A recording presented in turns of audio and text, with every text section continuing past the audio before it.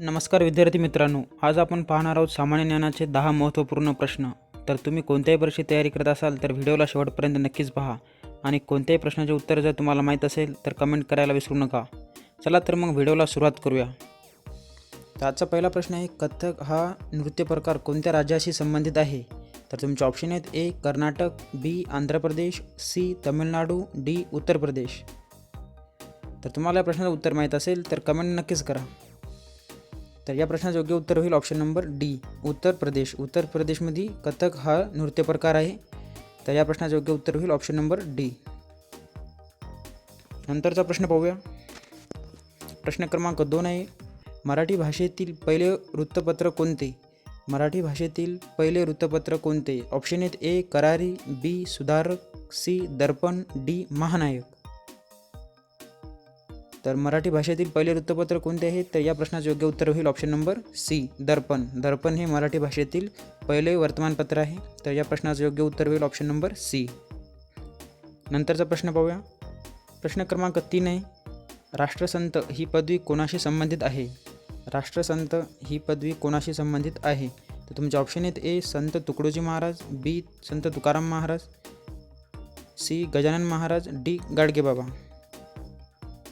राष्ट्रसंत ही पदवी कोणाशी संबंधित आहे? तर ही पदवी संबंधित आहे तुकडोजी महाराजाशी. तर तुकडोजी महाराजालाच राष्ट्रसंत ही पदवी देण्यात आलेली आहे. तर या प्रश्नाचं योग्य उत्तर होईल ऑप्शन नंबर ए राष्ट्रसंत तुकडोजी महाराज. तर या प्रश्नाचं योग्य उत्तर होईल ऑप्शन नंबर ए. नंतरचा प्रश्न पाहूया. प्रश्न क्रमांक 4 आहे, संजय गांधी राष्ट्रीय उद्यान या नदीच्या काठी बसलेले आहे. तर कोणत्या नदीच्या काठी बसलेले आहे? तर तुमचे ऑप्शन आहेत: ए मिठी, बी जगबुडी, सी दहिसर, डी वशिष्ठी. तर संजय गांधी राष्ट्रीय उद्यान हे दहिसर या नदीच्या काठी बसलेले आहे. तर या प्रश्नाचं योग्य उत्तर होईल ऑप्शन नंबर सी दहिसर. नंतरचा प्रश्न पाहूया. प्रश्न क्रमांक 5 आहे, हा भारतातील पहिला लोहमार्ग आहे. तर ऑप्शन आहेत: ए दिल्ली ते आग्रा, बी मुंबई ते ठाणे, सी नागपूर ते गोवा, डी पुणे ते ठाणे. तर कोणता आहे भारतातील पहिला लोहमार्ग? तर या प्रश्नाचं योग्य उत्तर होईल ऑप्शन नंबर बी मुंबई ते ठाणे. मुंबई ते ठाणे हे भारतातील पहिला लोहमार्ग आहे. 1853ला याची सुरुवात झाली होती.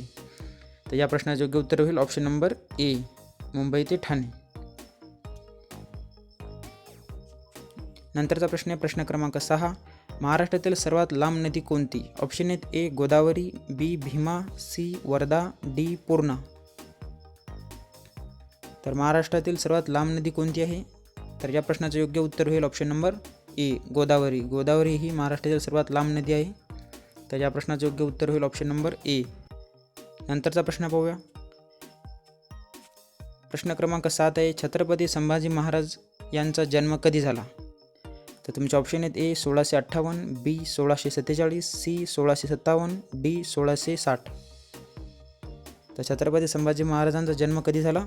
तर या प्रश्नाचं योग्य उत्तर होईल ऑप्शन नंबर सी 1657. 1657मध्ये छत्रपती संभाजी महाराजांचा जन्म झाला. तर या प्रश्नाचं योग्य उत्तर होईल ऑप्शन नंबर सी.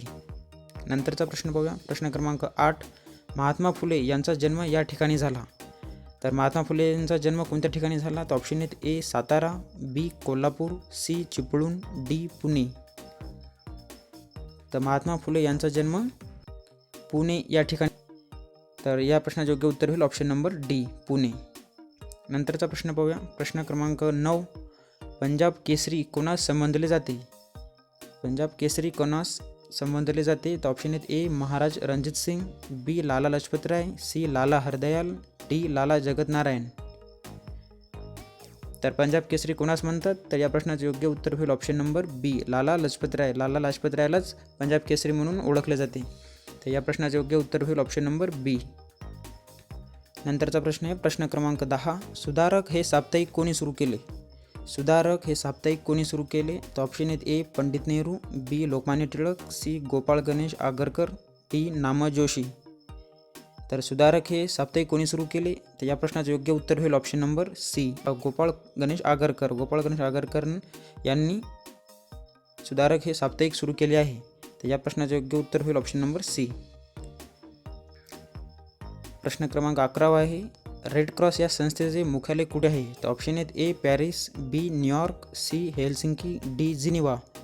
तर या प्रश्नाचं उत्तर तुम्ही मला कमेंट बॉक्समध्ये द्या आणि तुमचे 10पैकी किती प्रश्न बरोबर आले हे कमेंट बॉक्समध्ये नक्कीच सांगा. आणि व्हिडिओ आवडल्यास व्हिडिओला लाईक आणि चॅनलला सबस्क्राईब करायला विसरू नका. धन्यवाद.